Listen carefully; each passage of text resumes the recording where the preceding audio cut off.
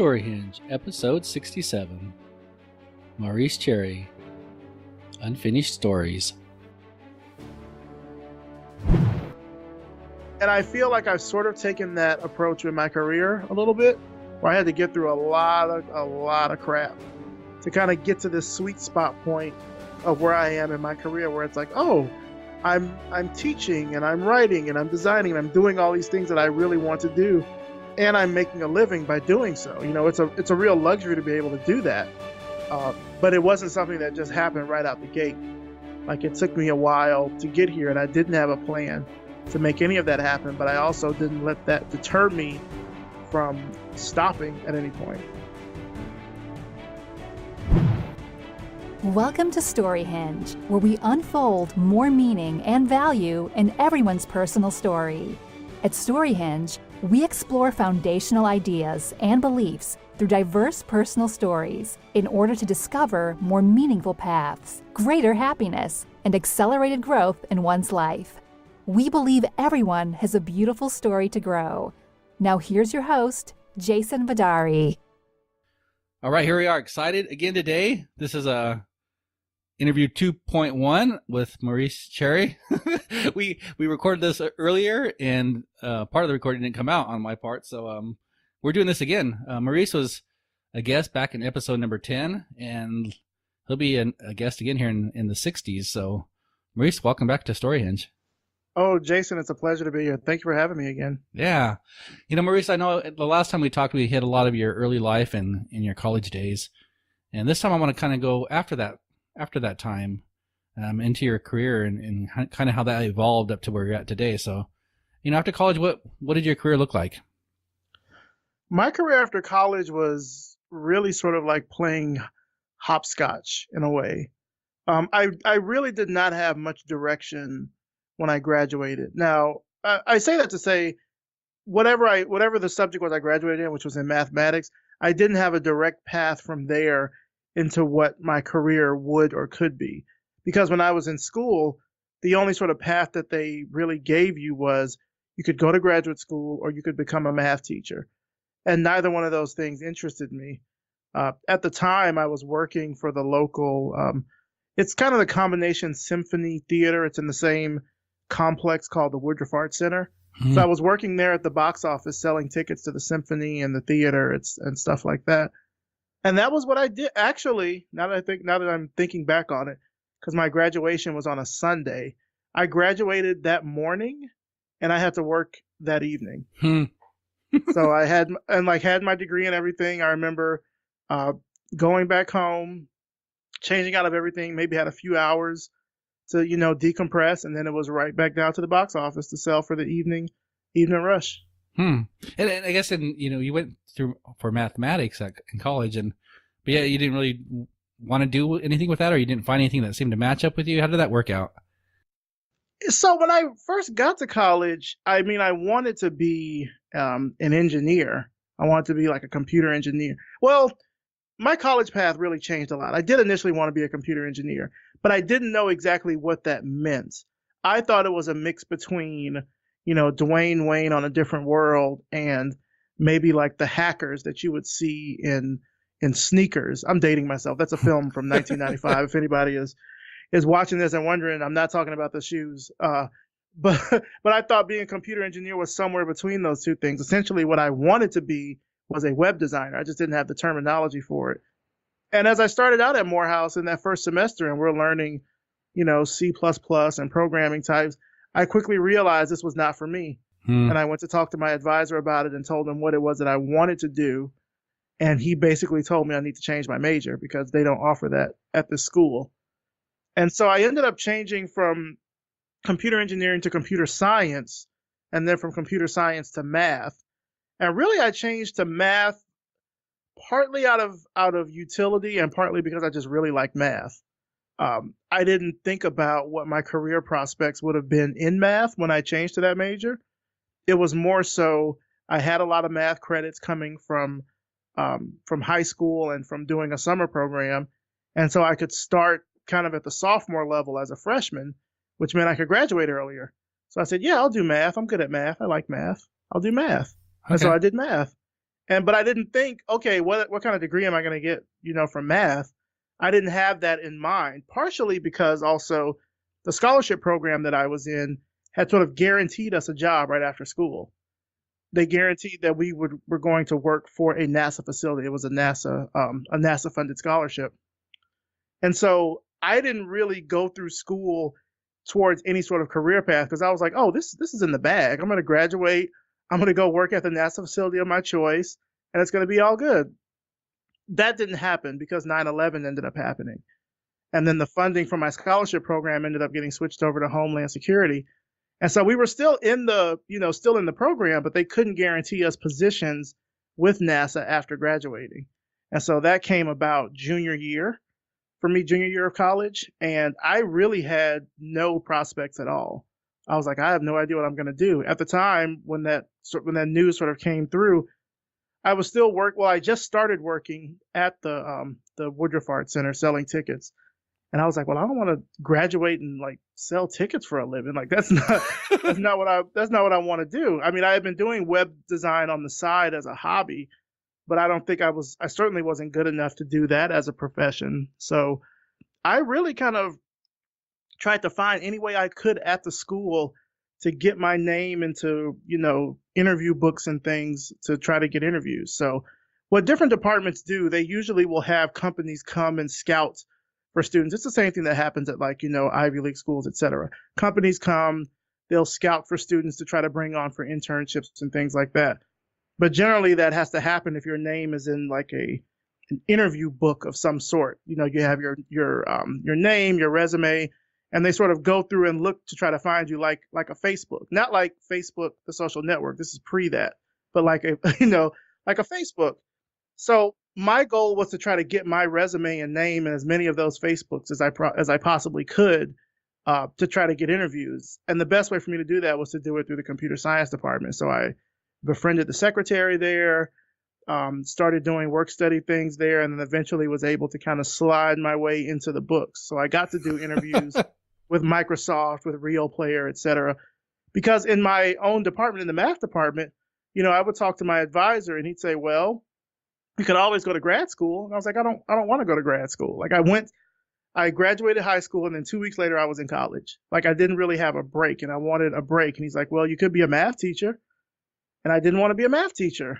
And he's like, well, those are really your only two options with a math degree. And I'm thinking, well, if I would have known that, I'd have stayed in computer science because at least it would have been more flexible to do other stuff. But I didn't know that at the time. I kind of just went for math because I liked it. But unfortunately, that's the whole strategy did not work out. Even though I did those interviews, none of them actually, transformed into a job. I still did my internships through my scholarship program, but when I graduated, there was no guaranteed job. So I was still selling tickets at the symphony and trying to figure out what am I going to do with my career because I really had no clue. I had no kind of direction as to what I was going to do. I was still doing web design on the side, but I didn't feel like I was good enough to turn that into anything. And I mean, this is 2002, 2003, there is no web design industry at this point. The internet and things are still pretty new. The people who are doing these things on a large basis were not in Atlanta, and they certainly weren't Black. There were people that were in California and New York and doing big things, and I didn't know how I was going to try to, make my way into that industry at all. And so I did a lot of just random jobs just to kind of pay the bills. I worked at the symphony for a while. I got fired from there. I worked at several call centers, anywhere from the opera to a whole bunch of other places. Never stayed long at any of those because it was just boring and soul crushing. I just felt like I have a degree in math. I could be doing way better than answering phones for a living, And so what's going through your mind at that time as you're thinking, you're like, wow, I don't, sounds kind of directionless a little bit, and just trying to fill things out and try to find something that seems to fit. Yeah, what I figured I had to do was try to get my design skills to a point where I could hopefully find a job doing that. Because at this time I had, gotten friends like outside of college who were doing design work, but they lived in New York City, they lived in California, et cetera. And I figured, well, all I have to do is really just kind of get my skills up and see what I can find. Because there really weren't any positions. There were like 3 web positions available at this time: web designer, graphic designer, webmaster. And I didn't feel like I was very strong in either of those. Hmm. So I just felt like I had to keep doing more work to get a better portfolio so I could, try to get into some kind of design position. Eventually, I ended up getting a job. It was answering phones. I got a job at Auto Trader, just answering phones, talking to dealers and stuff like that. But the good thing about it was I was at a computer all day, so it would allow me the opportunity to kind of still practice my design skills, like between calls. I could work on code. I would bring I had this big orange HTML code book. I would bring that to work with me.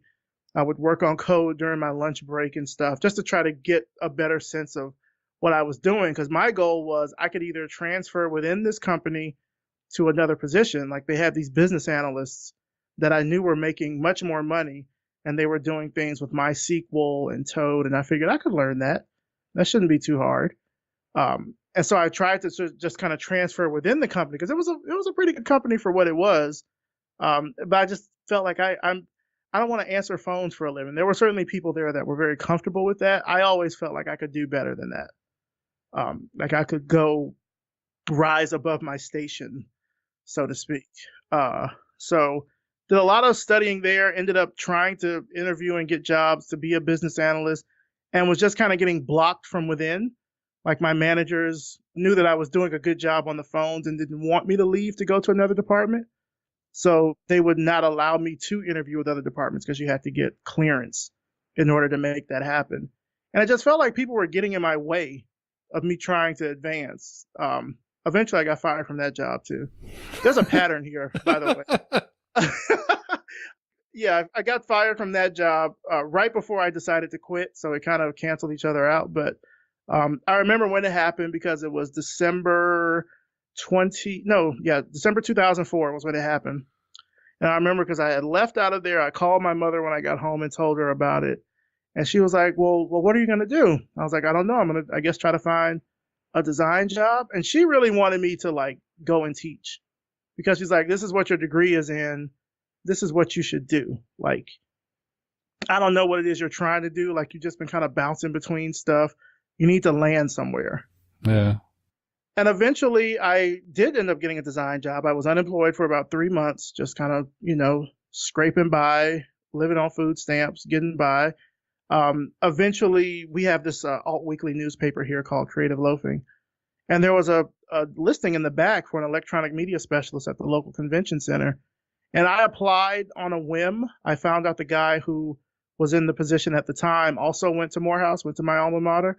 So I figured, this could maybe be a way I could kind of, get in. I've never been one to try to use my college affiliation to get by, but in this case, I made an exception.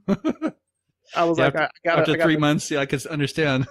Yeah, I was like, after 3 months, I had to try to make it happen, and eventually did get an interview, and eventually did get hired, and so that was kind of my first real design job. Started there like mid-March 2005, and it was everything I was looking for. I had an office, I had roles and responsibilities, and it was a dynamic, kind of ever-changing job, but I was still doing design. I was learning a lot while I was there. It was great. I really enjoyed that job. I guess, as you look back at that time, I guess, did you start developing like this plan, or was there this forward-looking, hey, here's where I want to go next? And you talk about design being part of that, but was it more defined than that, or was it just kind of filling things out? It was really sort of feeling things out. I mean, right before I got that job, and I was still working at Auto Trader, I had decided I was going to start this thing called the Black Weblog Awards. And what the Black Weblog Awards was going to be was a way to celebrate and recognize, Black bloggers and video bloggers and podcasters that were on the web at that time. But I didn't really know how popular that could be. I just knew that I saw that there were weblog awards and that people of color were not being featured anywhere in there. I think the catalyst was seeing a best African/Middle Eastern blog, and none of the nominees were African or Middle Eastern. They were all white people. And I was like, that's bizarre. Not saying that there aren't white people in those regions, but that seems really weird. And so I wanted to do something to celebrate what I knew that I was doing and that my friends were doing. And I sort of started that kind of on a whim, not really knowing if that was going to take off. It was just sort of another project. Honestly, it was a project I was thinking I could use that to get a job. To show like, hey, I can build a website, I can design graphics, and I can write copy. I can do all of these things, right? And I actually did end up using part of that to get hired when I got hired at the Georgia World Congress Center, the convention center job. So I didn't really have a plan. I just knew I had to get better. I just knew I felt like I had to get better and do more to advance to whatever the next level was. And I felt like whatever that was would uncover itself in due time. In hindsight, this is a terrible plan. I should mention that. Well, it certainly sounds like it takes a lot longer to get to where you want to go if you're just kind of filling things out and not really sure. I guess it's like, how's that saying go? If you don't have a map, any road will take you there, or something like that. It's something to that effect, right? I really had no idea what I was doing. I was just sort of trying to get better, but not knowing what my end goal was going to be. Now, I know from talking to you before, and like some of the work, like you're talking about the Black Weblog Awards, that being a Black man and seeing some of the needs of that community that you grew up in and stuff, you saw some of that need out there, and you started fulfilling in some of that. I guess, how much was that part of your career, or did you feel like you're blocked because you're a Black man out there, or that there wasn't opportunities because of that? I mean, through your journey, have you felt that? Oh, that's a good question. Yes and no. I mean, I would say no, partially because I live in Atlanta. Atlanta's a pretty Black city. So it actually is kind of to most people's benefit if they are, kind of discriminatory against Black people, because it's more of us. You know what I mean? Like, it sort of feels like it's that way. That's not to say that it didn't come up. Now, I mentioned the job at the convention center, how much I loved it. I loved the job. I didn't love the people, particularly my direct manager, who was an extremely irritable person to work with.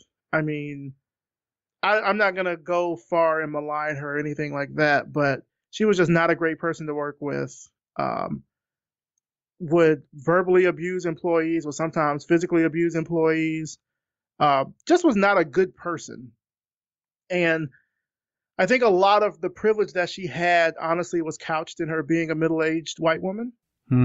So when things came up and we would have to report her about them, it would just sort of slide off like Teflon, because, well, how could that happen? Because, there's a woman in this position and she's the only woman at this level, not thinking that she very well knew that she had that privilege and asserted it in, rather malicious ways.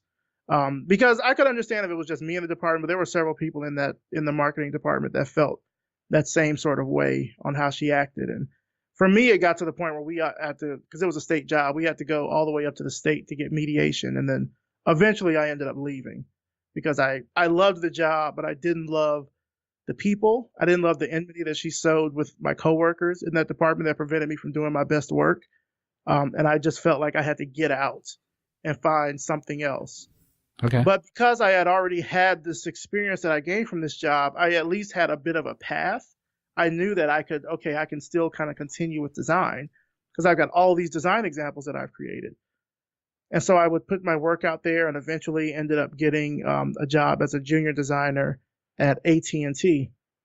And so that was kind of the next step was. And now I was still doing, the Black Weblog Awards, because at this point in time, I always felt like I needed to have something on the side, because I sort of put all my eggs in one basket with this Congress Center position, and it really stressed me out.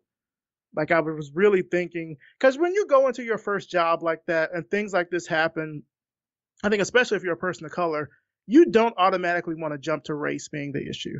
Yeah. You know what I mean? Like, you hope that it's something else. Like maybe I'm missing something in the process. Maybe I need to be more accountable with the work that I'm doing, because going into this stuff, there was no kind of roadmap. I didn't have any mentor that kind of pulled me aside and said, this is what you need to look for. This is, these are the warning signs. All of this was just red flags and trial and error that I was just running into. And so a lot of the things that I probably thought were my faults in hindsight, I know they were not my fault. Like it didn't have anything to do with me and my work. It just had to do with me as a person. You know what I mean? Yeah, I can see that. I'm just curious about that because I'm a brown man growing up, and where I grew up was very white. I think our high school had. This is like not just my class, but all the classes there. I think we had maybe 2 black, maybe 10 Hispanics, and half of those were family members of some sort. Yeah. and mostly white. And so I was just curious because I don't know if I felt it myself, like, or maybe I'm just blind to it. I haven't noticed it much myself in my career, and feeling like that has been something really influential. So I was just curious on your side if you had experienced that. I mean, I think in that first position, it was partly that, and I think it was partly that. I really want to say that because she treated the other black coworker that I had in that department very much the same way. And she had not the coworker, but my boss had these kind of these I don't know, triggers, I guess. Like anyone, if she met a person of color that had more education than her, she automatically didn't like them. Like when she discovered that I was going back to school to get my master's degree, which I honestly only did because I felt like I needed to have a leg up in order to get a better job. I was like, apparently my bachelor's degree is not cutting it. Because at this time, what I kept hearing was, oh, the bachelor's degree is the new high school diploma. And so if you need to go to the next level, you need to get a master's degree.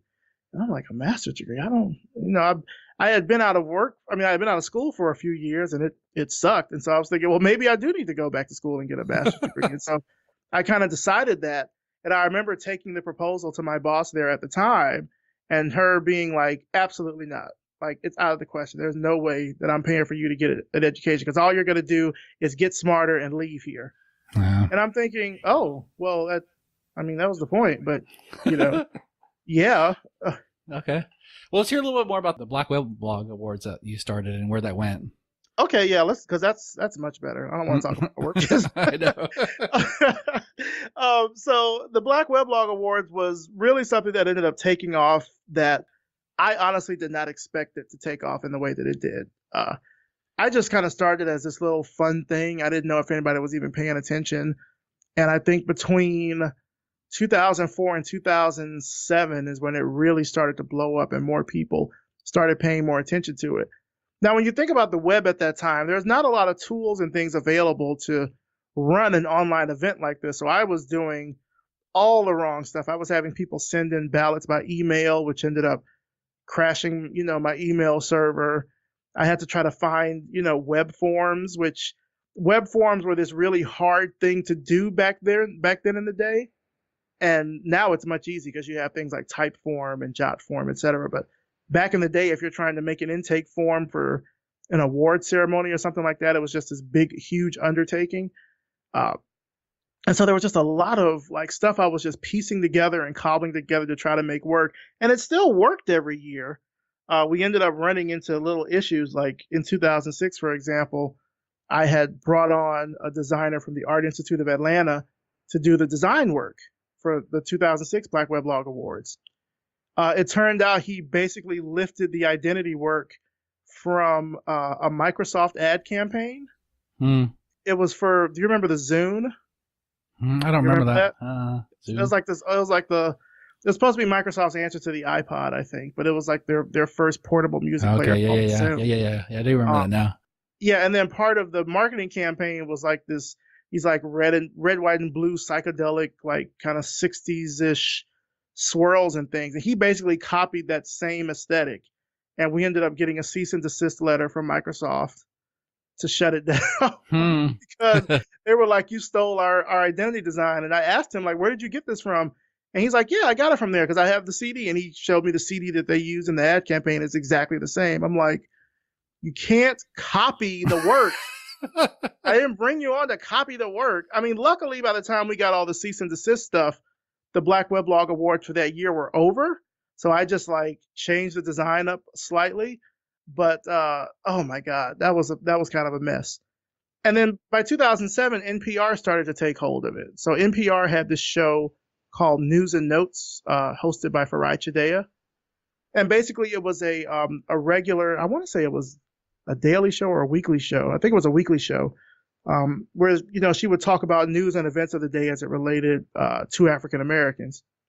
And NPR really kind of took hold of it and took notice of, what was going on with the Black Weblog Awards and wanted to kind of, I guess, break the news of the new winners on their show.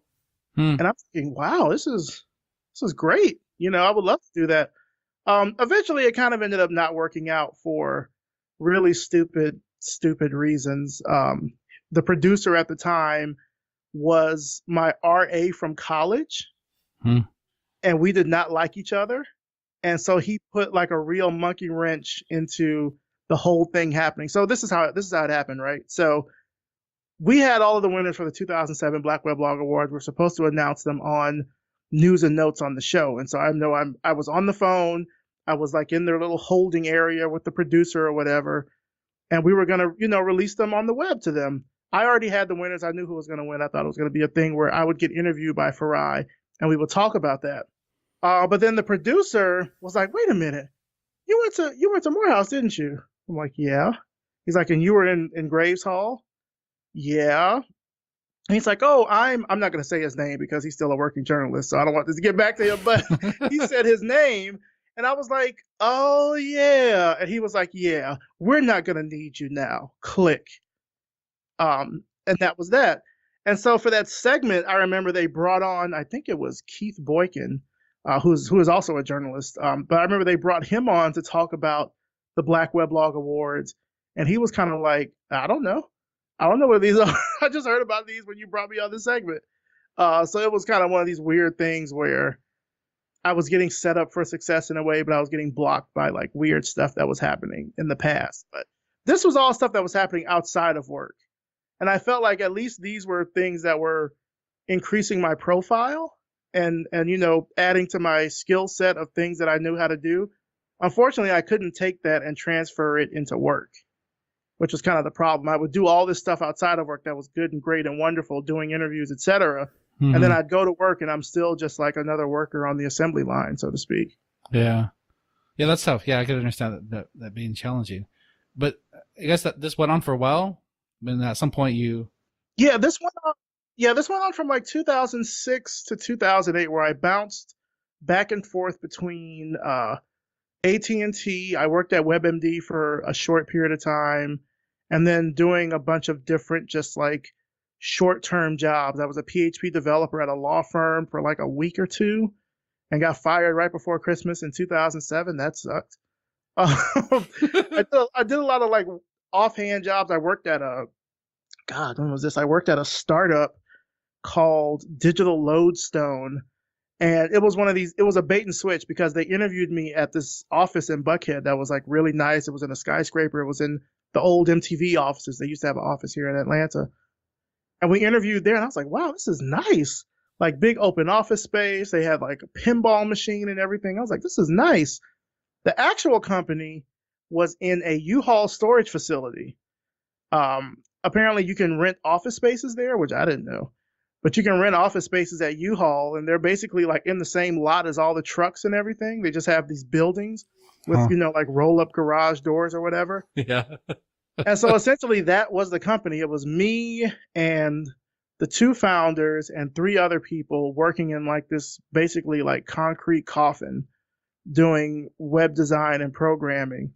And I did that maybe for about like 2 or 3 weeks. Well, yeah, I would imagine that's so weird to be like, you interviewed at one place and then there's like, oh, no, this is the real company. It's like, yeah, well, because I showed up to that place for the first day of work and they're like, oh, no, that's not our office. We'll come and get you and we'll take you to the office. I'm like, what? What? That doesn't even make any sense. And we go to the office and I realize, I'm like, this is a storage facility. And I remember that first day I had to make coffee using the water in the toilet tank. And I was like, I got to get out of here. This is the pits. Now, because at this point in time, this is 2007. I was still in graduate school, getting my master's degree. Already had a bachelor's degree. I was like, I can do better than this. This is terrible.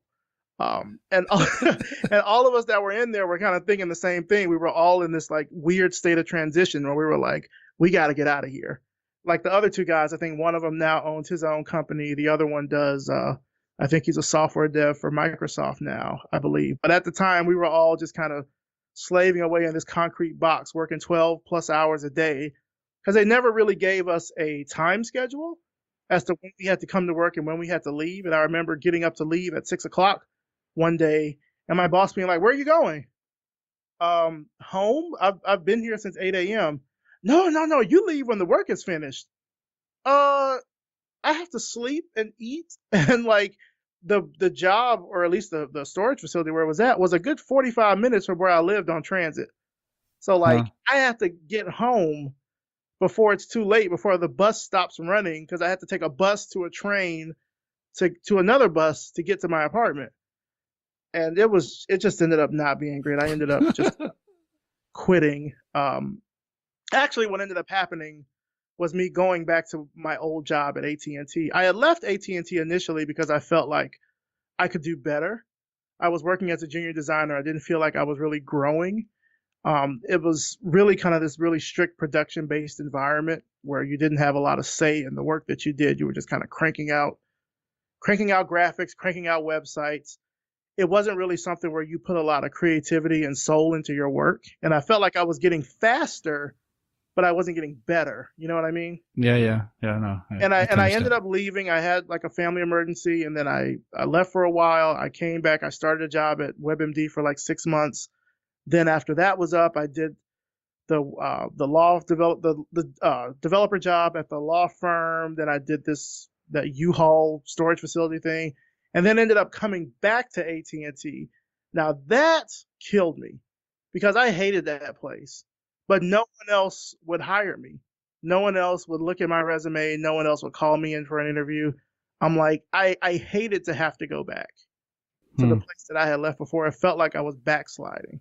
And it was a really rough time. I mean, I was stressed out every day going to work. I thought I had like Crohn's disease or something, but it was really just like the stress of me getting up and having to go to work every day. I would call out sick all the time. It was just a really rough environment because I was working like from 6 to 6 maybe, doing like 12-hour shifts designing websites. And I would get up in the morning and, get into work, and I would make this like putrid mix of orange pineapple juice and Surge, which I'm surprised I still even have a stomach lining at this point, because that stuff probably has like a pH of 1.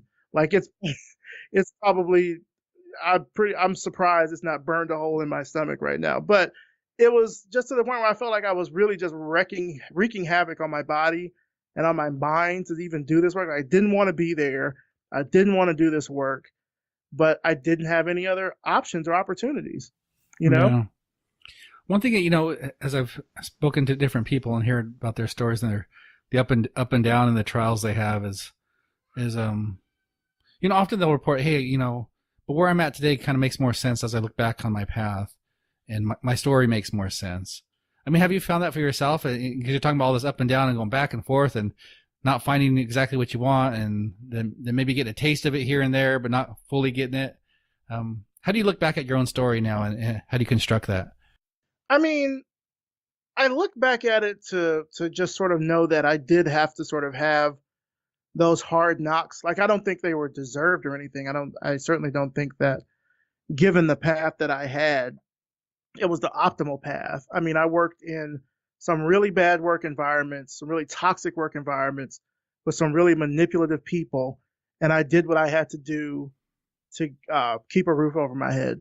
So it was more like survival than anything else. Mm-hmm. At AT&T, for example, the only reason that I ended up leaving AT&T was because I found out that I was being underpaid. When I came back to AT&T, I got a promotion up to senior designer. And with that, I was supposed to get a promotion in pay as well, because I was doing more work. I was doing a higher quality of work, and certainly a higher volume of work. But what ended up happening was I was still getting paid the same amount that I was as a junior designer. And my boss knew this. I only found it out because one of the other team leads like called me over to his desk one day, because he was reviewing salaries. And he said, yeah, I just noticed like you have the lowest salary on your team, but you're a senior designer. Like you have lower designers than you have a lower rate than the junior designers. And I was like, oh, well, how is that? And he's like, you might need to go and talk to your team lead about that. And so I went and talked to the team lead about it. And she was just like, yeah, I know. And didn't really give any kind of explanation as to why. She was just like, yeah, I know that you're getting paid the least. And kind of just left it at that. Like it wasn't like as a provocation or anything, but she just said, yeah, I know you're getting paid the least. And that was the end of the conversation. And so eventually what I ended up doing was going to HR and filing a complaint about it. And they, ended up putting out a case for it. And then what ended up happening was I got that back pay back eventually. I think it took maybe about 3 or 4 months. I got about $3,000+ in back pay. No apology, by the way, that it happened, because I never did get a reasoning or explanation from my boss as to why I didn't get a raise when I came back. She just didn't give me a raise. I don't know if she feel that way. I don't want to put words in her mouth or anything, but I just didn't get a raise. And she knew that was the case and didn't do anything to try to correct it. Okay. And so once I did get that back pay, and I got the check, and I remember I deposited it on my lunch break, and it cleared, fairly quickly, because it was the bank that I deposited in happened to also be in the lobby of the building. And once I knew that the check had cleared, I quit my job the same day. I was like, I'm not doing this. I was like, I'll use whatever this money is that I've got for this back pay, and that will hold me until I find whatever the next thing is going to be. But I can't keep staying here. Okay. Yeah. Now, I should tell you, I had no plan to just up and quit a job. I didn't have anything else lined up. I completely stepped out on faith and desperation, I guess. I just felt like I could not stay at that place any longer, knowing what had went down. I couldn't do it. I guess what's going through, because talking to you before, and coming out of high school, top of your class, obviously intelligent at school and successful in academically, and here you're talking about bouncing around different jobs trying to make it work, and lots of times things not working out the way you might have hoped. What's going through your mind and your at this time? I always felt like I was destined to do bigger things and better things, just honestly based off the work that I was doing outside of work with the Black Weblog Awards. Like the fact that I knew that I was reaching hundreds of thousands of people with this, the fact that the traffic from the site was quadrupling every year, there was more and more interest. I knew that I was onto something there. Now, granted, I didn't get paid to do any of that stuff. I think during the whole time I did the Black Weblog Awards, I only made $100. And that was from 2004 to 2011 when I sold it. I sold and got a profit when I sold it, but leading up to that, I didn't really make any money at all from it. So it was all just kind of a labor of love. But I knew that I had the skills to make things that could resonate with an audience. I just wasn't in the position, unfortunately, to make a living from it. Okay. And that so makes sense. I tried to take whatever this time was that I had now that I quit this job and had this money.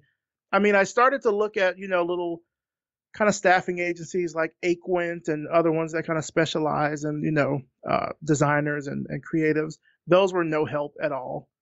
I think it would have helped me more if I went to an art school, because certainly they would look at my experience and look at my resume and they're like, yeah, I can't do anything with this.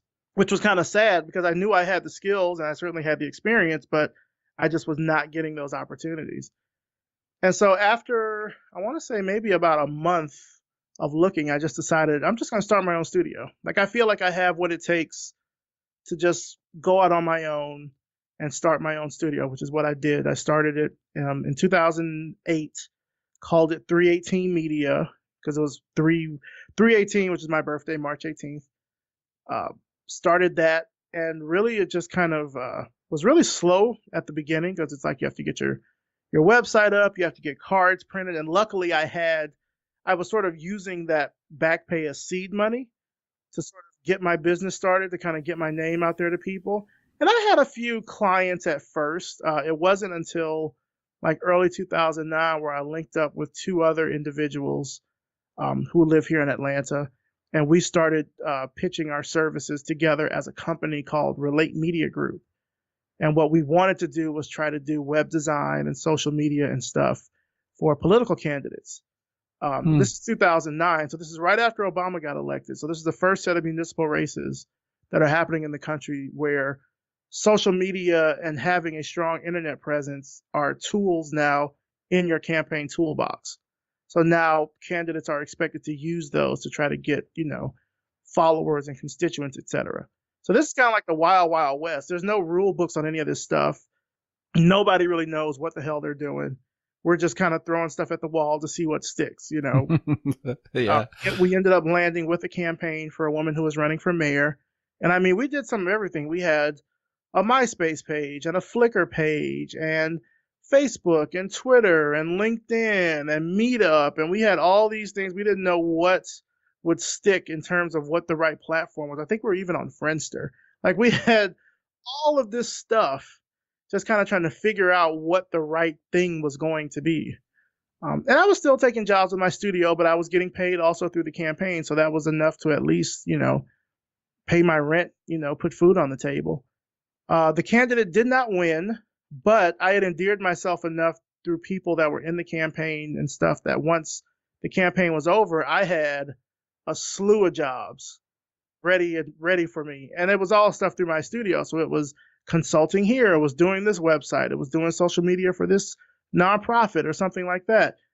And so that really carried me for a very long time. That carried me probably from, that ended in like late 2009. That carried me all the way till I ended my studio last year. A lot of those jobs did. Like, just keeping those relationships going. Really continued, because what happened was, as people left the campaign, they went to other places and they remembered the work that I did. And they were like, oh, if we're doing this project, you should come and consult with us, or you should come and do this work. And so that, along with the work that I was doing on the side with the Black Weblog Awards, meant that I could create a bigger profile for myself, much better than I could working for some company. Because every company that I worked for, I felt like was limiting me in some sort of way. Working and doing my own studio and being able to get out there and talk to people was really how I was succeeding. And so for the first time, since I left college, I felt like I'm succeeding, like I'm doing something, like I'm on the right path. I still don't know where this path is going, but at least there's something, there's a foot trail, like there's something which is guiding me to say, you're going on the right path because you're making money. It's not like there are any slumps in business. Like, I kept it going for almost 10 years. So it felt like things were going great. And it allowed me the freedom. I mean, I sold the Black Weblog Awards in 2011, but it allowed me the freedom to then create and do other projects that would also end up bringing in money and increasing my profile and doing all these sorts of things. Well, one thing I hear in your story a lot, Maurice, is this really, I guess, just going out and trying different things. And I hear you trying all these different, going to these different websites and learning how to do different things. And it doesn't sound like there was a lot of reluctance or fear in that. As you looked at different projects, and a lot of may not have been in your area of expertise initially. What was your approach normally when you saw these different opportunities? Usually with these opportunities, I would try to find, what way do I fit into it? Like, if I didn't see that there was a way that I fit into it with my skills, I usually would not try to go for it. Now, that is usually because I was looking for something that I felt could be kind of a safe bet. After all of those years of working for other companies, I needed that security to know that I was doing the right thing. So I didn't do a whole lot of stuff that really was outside of my comfort zone. Okay. Yeah. Okay. And so you did that for, up until last year, at least your studio. And I guess why did that wind down, and more where are you at now in that? Well, the thing is that the market for design has changed so much since those early days. Now there are a lot more site builders. Now web design is something that even kids are taught to do. And so in a way, there's a lot more well, I don't want to say competition, but there are a lot more people that do what you do. So you're not that special unicorn anymore. So in that respect, the relationships that you have are the most important, because those are going to be the people that remember you because they took a chance on you and they know the work that you can do, as opposed to saying, oh, well, my my niece can do, she can build a website. I'm like, okay, well, go have her build it then. Like have her get that experience. And that's how if you're equating my 10 plus years experience to what your niece can do and she's 14 or something, go right ahead. Because that says to me that we're probably not best meant to work together if you don't see the value in what I can bring to the table. But yeah, that's, I think I forgot your question. I'm sorry. I was just, and kind of why did it wind down and where you're at? Oh, why did it wind down? Well, it winded down, I guess, largely because the work just stopped coming in. The bigger that my profile got, the less work started coming in that I think could sustain the studio at its current state. So in 2013, I started this podcast called Revision Path, where I interview Black designers and developers all over the world. This was sort of an offshoot of the Black Weblog Awards, but just more so focused on design. And that has taken off much bigger than I could have ever expected, to the point where I was speaking at, large conferences. We're getting sponsorship from Google, from Facebook, etc. It's really taken off. And while that stuff is happening with the podcast, and that's great, I'm not getting jobs that are coming in. People may hear about me, but I'm still getting like really small, low quality jobs that are not enough to support me or support my team at the level that the studio was at. And so eventually those jobs kind of started running out and we ran out of money. And so I started back looking for a job. It was like all the way back to when I was, in my mid 20s, like trying to find work. And unfortunately, I was running into the exact same issues. I had all this experience, 9 years of running my studio, 5 years of working professionally across some pretty big name companies, and I still was not getting any callbacks. People still did not hire me. A lot of people would actually look over my entrepreneurship and just see it as a hobby. Like I know I would go into certain like creative staffing agencies, for example, here in Atlanta, and they would start at 2008, which is when I had my last job. And I'm like, oh, but look at from 2009 to now, like I've done all this other work and all these speaking opportunities and all that stuff. And they're like, yeah, but we don't really count entrepreneurship as work experience. Yeah. That's interesting.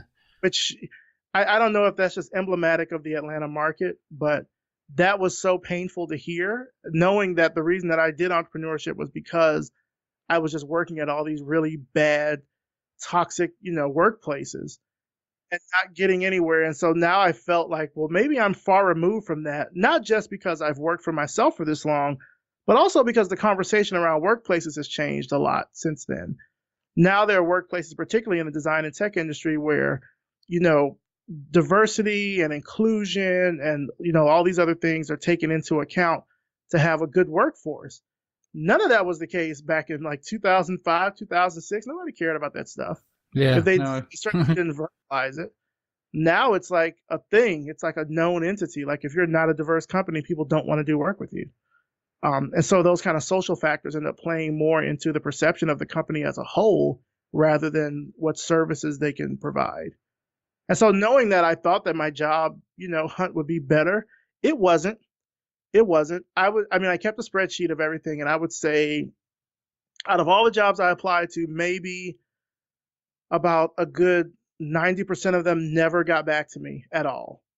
Like no kind of a response, not even a canned response to say, hey, we got your resume or whatever. You'll go to apply for a job and they use Taleo or Brass Ring or Greenhouse or these like automated things, and you never hear anything back. So you don't know if they pick someone else.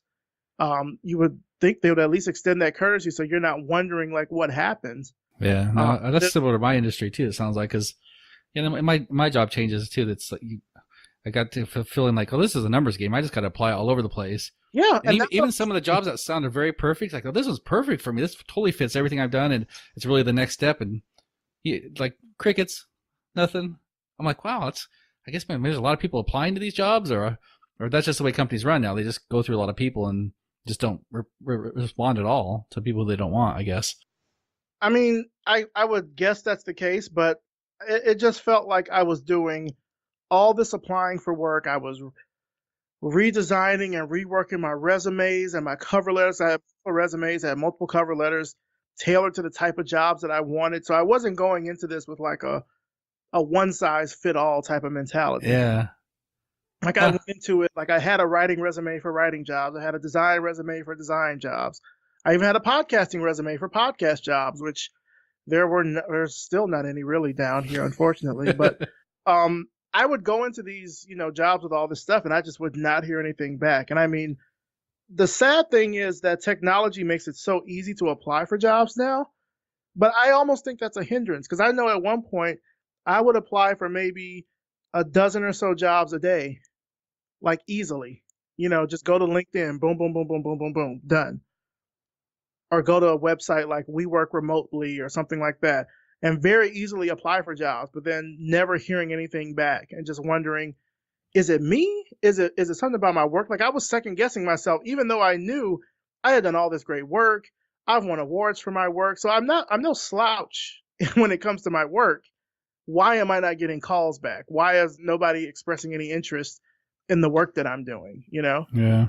So it was rough for I guess the later part of 2017, because I felt like even though I was getting respect from the industry in terms of my name and my work, it was not translating into any opportunities that were actually paying me.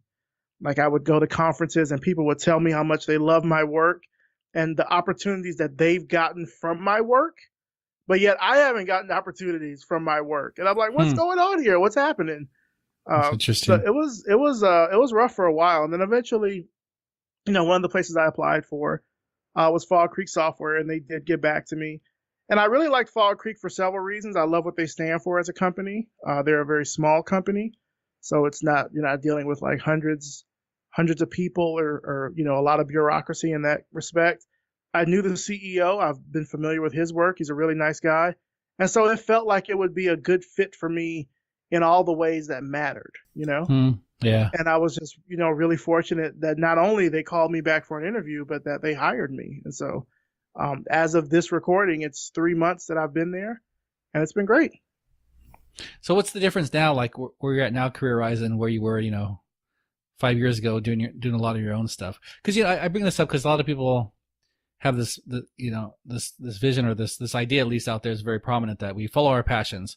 Go follow this creative passion you have and go create your own company or find this creative space you can be in. And you've done some of that, but you also have the combination of, working for other as an employee. So can you give us some compare and contrast on that? Oh, absolutely. I think there's a lot of, I guess, conversation around leaving your job and getting leaving your job and starting your own business. Leaving your job and following your dreams. There is very little to any conversation around the opposite of that, like leaving your creative work and going to get a 9-to-5. There were a lot of people who I spoke with who tried to frame it as a failure. Like, oh, you couldn't cut it, so now you have to go back and get a job, which is not the case. The market just changed. Businesses go out of business all the time for varying reasons. Like I didn't go out of business because I mismanaged money or any sort of public scandal or anything like that. The market simply changed and the work wasn't coming in, and you have to do what you have to do. Like I think now, certainly being older, I'm like, I have to do what I have to do for my survival either way. Like, I don't really care if you think it's a failure or not. I mean, you're not paying me, so I don't really care. I think there's certainly now for me a lot more security and certainty behind my decisions before. Like there's not that kind of flighty, I'm just going to leave my job and start a business. Like that is not happening. There has to be more of a game plan and play now for for doing stuff like that. I can't just fly off the handle in that respect. But certainly I think it's been a lot different just because I've changed. Like when you work for yourself and you know that you're responsible for everything that comes in and out of the house, that changes, I think, just your brain chemistry with how you approach work. And so that, like even now when I work, it's a small team. It's just me and my manager, but we work, with kind of other people in the company. And so I realize the value of, team efforts and me not having to do everything myself. But I also realize that when I have deadlines, I need to meet said deadlines, preferably before the deadlines happen to make things work. So I'm much more of a team player, I think, now than I was before. Because before it was like, I knew I could do the work outside of work, and I was just kind of putting up with this. I was just putting up with the work. Whereas now it's much different. I realize the importance of having that team member that can kind of pick up the slack when you're not able to do so. Like, it's not a weakness to be a team player. If anything, it's strength, because you're able to seed that part of yourself where you feel like you need to have ultimate control over everything. So it's been a bit of a shift with that, but it's a welcome shift. Certainly it's a lot different from before, where I felt like I had to have a side hustle and, do all these other sorts of things just to kind of feel like a whole creative person. And I don't feel like that anymore. Yeah. How about your time demands? Now that I'm still working on. So I mean, the thing with time and with this job, luckily the hours are super flexible. So if I wanted to get up and start working at 3 a.m., no one would blink about it. That hasn't happened. But if I wanted to, it wouldn't be a big deal. Like, even if I needed to work until 8, 9, or 10 at night, if I needed to work over the weekend, they don't make any deal out of it, actually. They want to make sure that they treat their employees well, and they do a really good job of that. But so, knowing that, I know that I am keeping now very discrete limits between my work time and my personal time. So, like, I try not to work after 6, period. I actually have the lights in my apartment time to come on at a certain time. So when those lights come on, that says, okay, work's over. Now it's personal time. And it's kind of the same way in the morning. I have like one of these Japanese water boilers. And so that comes on at a certain time in the morning and everything to let me know, like, hey, now it's time to start work. So it sort of sounds like Pee-wee's Playhouse in a little bit, but I've kind of used home automation in a way to help me set those limits for myself to know this is work time, this is personal time. Now, there's still some bleed over because I haven't, I guess, fully gotten it all into sync yet, especially as more and more people kind of make demands of my time. But I am now in a better position to kind of weigh what energy I decide to give to that, No, I think that's important. I even felt with my podcast here, I have a full-time job and 6 kids at home here, and I know that if I keep a good schedule and say, okay, yes, Jason, from this block to this block, you're going to be working on the podcast. And I keep to that. There's so much more peace of mind. And then I can leave that and go be with the family, fully with the family, or fully into work, whatever it happens to be. But I know when I kind of let them all bleed together, I kind of you feel that anxiety about all of it. I'm not doing enough on the podcast, but I'm not spending enough time with the family. And so I think it's very important to have those borders and that structure that you're talking about. Yeah, absolutely. Yeah. And so that's really helped me to kind of make those discrete things. Now I am finding that I'm starting to take more of my personal time to do other things. Like, for example, AIGA may want me to judge something, or someone needs my help on an article or something. But so I'm trying not to be selfish, or extremely selfish, at least with my time. But I don't know. I guess it's like Maxine Waters said, she's reclaiming her time. Like, I feel like that's what I'm doing now in this stage of my career, is kind of reclaiming my time. Like, I don't feel like I have anything to prove. I know the work that I've done. I know the work that's still out there. I know the impact that it's making. And if someone chooses not to see the value in that, then that's not my fault at all. I think before I used to see it as my fault. It's like there's something else I need to do to prove that. And now I don't feel like I have to do that. And Maurice, I guess a lot of, when I hear you talk about the different things you've done, and I guess also my focus here at what this podcast is talking about, the story, your Black Weblog Awards is bringing out people's story. Your podcast is hearing people's story. And I know we've talked before about some of your own creative story work that you've been involved in. And I guess I want you to maybe help reflect on what is the power of story that you've seen through your career and I guess and through your life. I think the power of story that I've really seen is sometimes the story is not going to make sense. Sometimes the story is not going to come to a conclusion. You kind of just have to keep powering through it. Like, for example, writers will do this exercise called free writing, where they'll just write. It can be trash, whatever it is they're writing. It could just be them writing over and over again. I am writing. They're just kind of clearing the queue of whatever other stuff is happening. They just have to write through it before they get to whatever the good stuff is. Mm-hmm. And I feel like I've sort of taken that approach in my career a little bit, where I had to get through a lot of crap to kind of get to this sweet spot point of where I am in my career, where it's like, oh, I'm teaching and I'm writing and I'm designing and I'm doing all these things that I really want to do, and I'm making a living by doing so. It's a real luxury to be able to do that. But it wasn't something that just happened right out the gate. Like, it took me a while to get here, and I didn't have a plan to make any of that happen, but I also didn't let that deter me from stopping at any point. And your title now is, and what exactly is it that you do now within your company? Yeah, so now my title is content marketer. I'm a content marketer for Fog Creek Software, which is a small company in New York City. And I do a lot of different things. Mostly it's writing for our blogs that we have. We have a company blog, Fog Creek. We also have a product that's called Glitch, which is like a total in-browser development environment. You can make a website, you can make a Slack bot, you can make a skill on Alexa. You can pretty much do anything as long as you've got the coding knowledge to do it. We support a lot of different cool stuff. So we do a lot of community highlights of people that are doing great stuff with Glitch.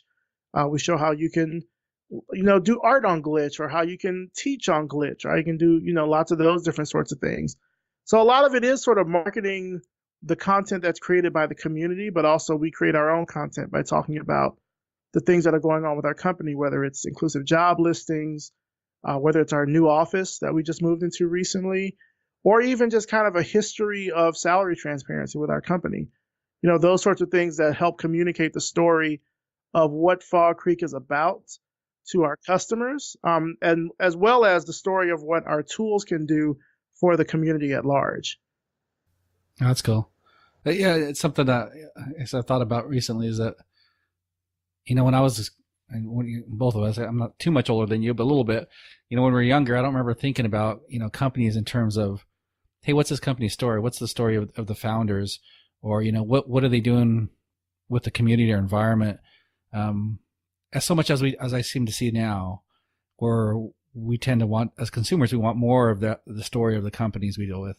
And maybe I'm also feeling this more within the podcasting community. It's very much, well, what's your story as a podcaster? What are you, not just what you're talking about, but who are you behind that?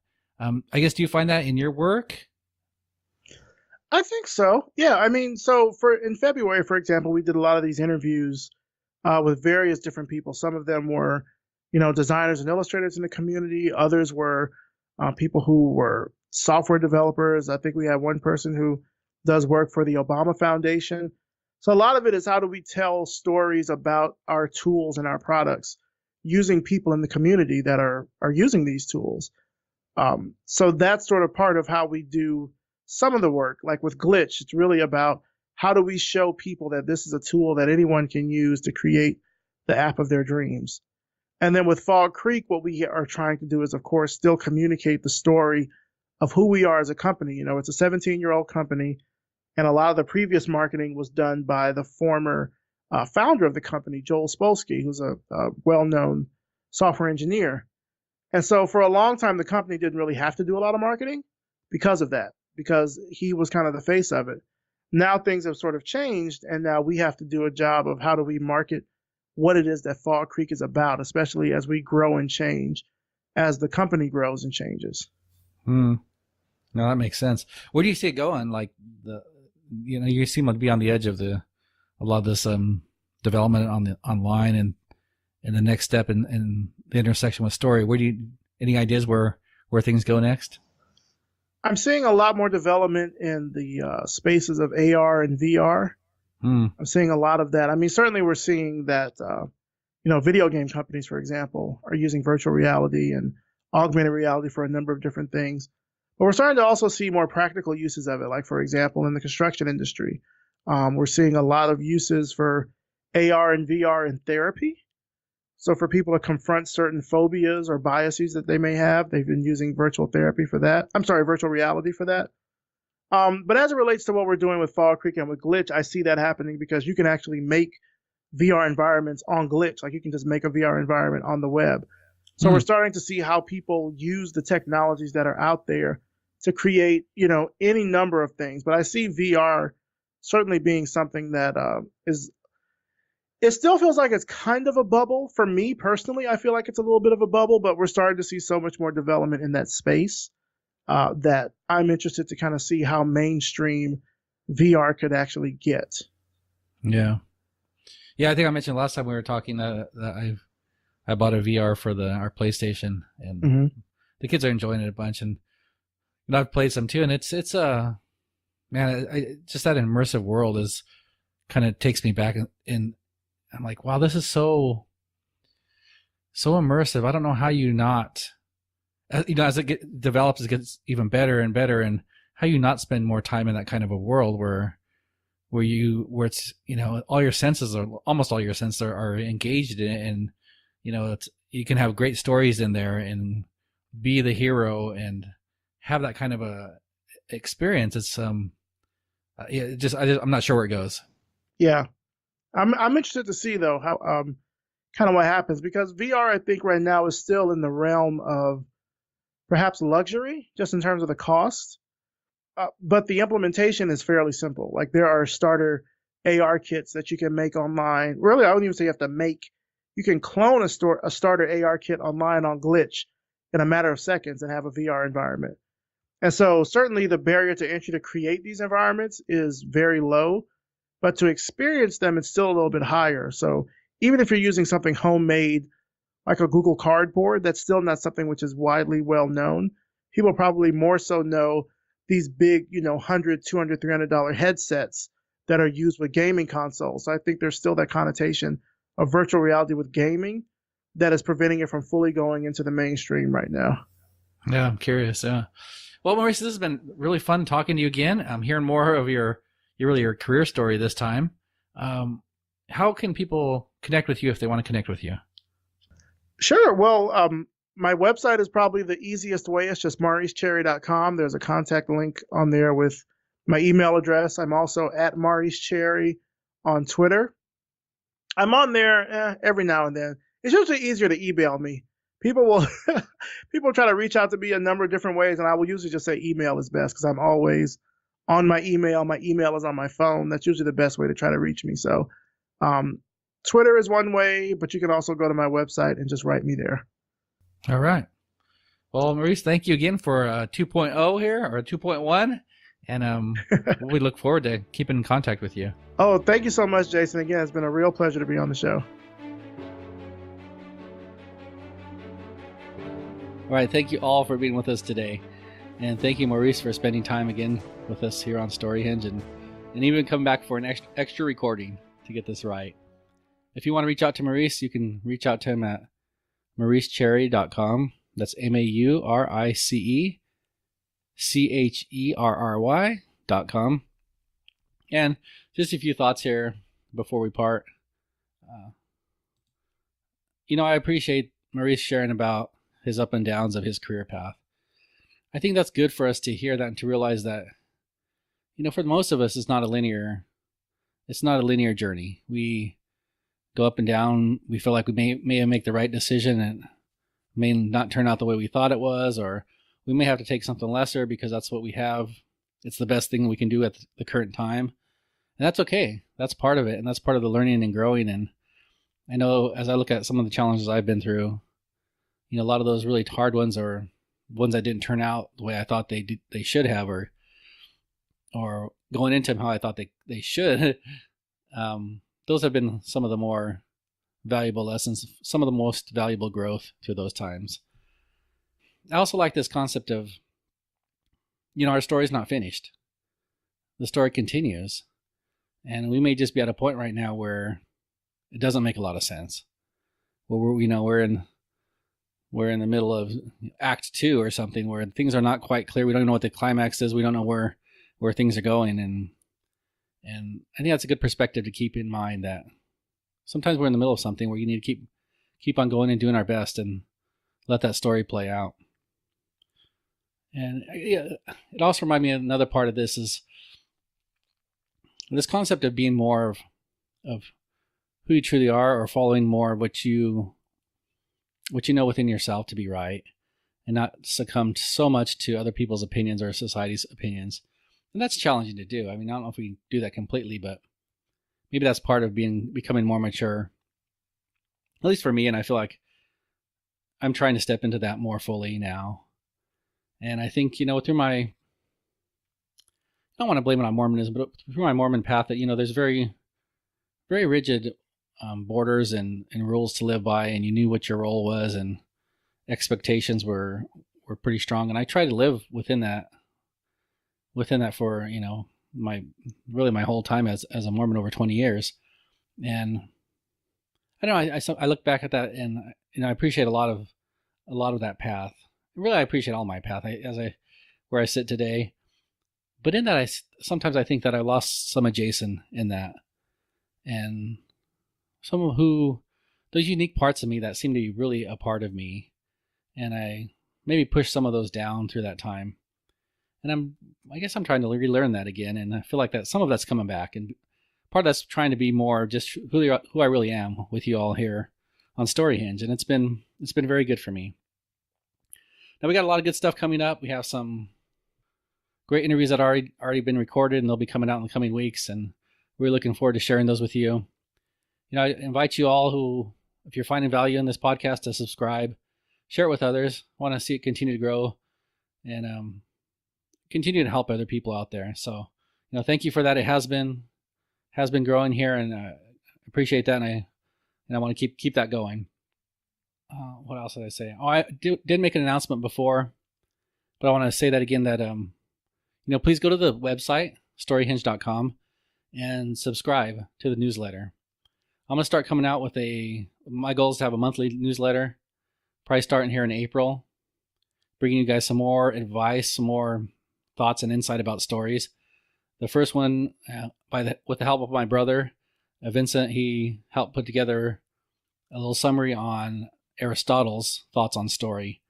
And so, again, go to the website. There's a contact page there that you can subscribe to the newsletter. I'd invite you to do that. And just trying to find other ways to reach out to you and add a little more value to these stories, and how we can have better story in our lives. You guys, I think that'll do it for now. You guys have a great week. We will catch you next week. Thank you for sharing with us at StoryHinge. We hope this time together has added more goodness to your journey. Until next time, onward and upward, and may your own story continue to grow more beautiful.